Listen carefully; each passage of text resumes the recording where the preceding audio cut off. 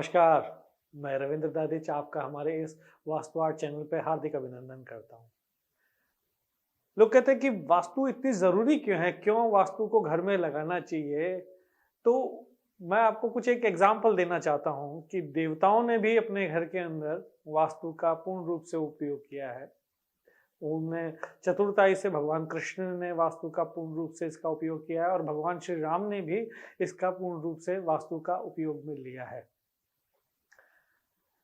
एक छोटा सा किस्सा सुनाता हूं कि जब राम जी को वनवास हुआ और वनवास होने के बाद में जब राम जी लंका पे चढ़ाई करने से पहले वो जब गिरी कंदराओं में थे तो वो राज्याभिषेक करने के बाद में और लंका पर चढ़ाई करने से पहले भगवान श्री राम जब वन के अंदर रह रहे थे तो बारिश के सीजन में क्या था कि राम जी को वन में नहीं रहते थे, वो गिरी कंदराओं में रहते थे, यानी गुफाओं में रहते थे।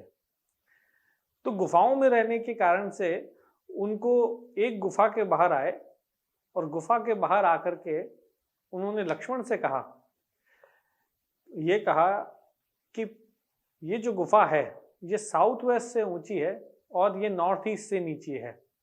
उन्होंने कहा कि प्रागुदक प्रवण्य देशे गुहा भविष्यति पाश्चात्य वन्यता सौम्य निवासंती भविष्यति, यानी हे सौम्य, हे लक्ष्मण, ये गुफा साउथ वेस्ट से ऊंची है और नॉर्थ ईस्ट से नीची है, तो कुछ समय रहने के लिए ये गुफा सर्वोत्तम है।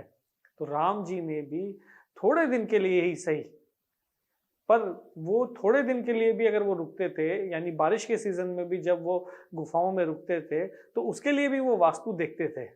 भगवान कृष्ण ने भी वास्तु का बड़ा चतुरता से उपयोग में लिया।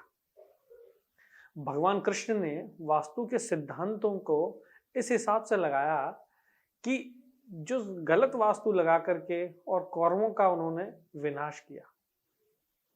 भगवान कृष्ण ने जब इंद्रप्रस्थ बनाया, तो जब इंद्रप्रस्थ भगवान कृष्ण ने बनाया तो इंद्रप्रस्थ में उन्होंने वास्तु का एक बड़ा दोष पैदा कर दिया। वो ये था, उसके ब्रह्म स्थान के, यानी उसके ब्रह्म स्थान में गड्ढा करा, उसमें पानी भरा। ये वास्तु का बहुत बड़ा दोष होता है। ब्रह्म स्थान का स्वरूप तो ये होना चाहिए कि कूर्म पृष्ठी जगह होनी चाहिए, यानी ब्रह्म स्थान से तो ऊपर उठा हुआ होना चाहिए, कछुए की शेप का कूर्म पृष्ठी, यानी कछुए की शेप का ब्रह्म स्थान की जगह होनी चाहिए। पर उन्होंने उसका उल्टा कर दिया, यानी वहां पर गड्ढा कर दिया और गड्ढा करके उसमें पानी भर दिया। तो इस उल्टी वास्तु के होने के कारण जब पांडव उसमें आए तो उनकी मति भ्रम हो गई और एक द्रौपदी जैसी विद्वान महिला के मुख से भी अपशब्द निकल पड़े अपने ही परिवार के लिए। हालांकि यह संभव नहीं था कि इतनी विदुषी, इतनी अच्छी विदुषी ज्ञानी महिला और इतने हल्के शब्दों का उपयोग में ले पाए, पर उस वास्तु का प्रभाव ऐसा था कि द्रौपदी के मुंह से भी अपशब्द निकले, और वो भी अपने देवर के लिए। फिर उसके बाद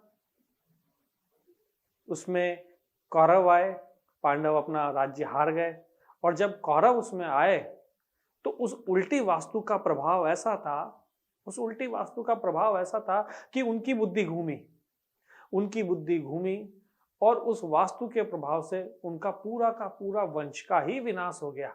तो इसी के साथ मैं अपने शब्दों को विराम देता हूं। नमस्कार।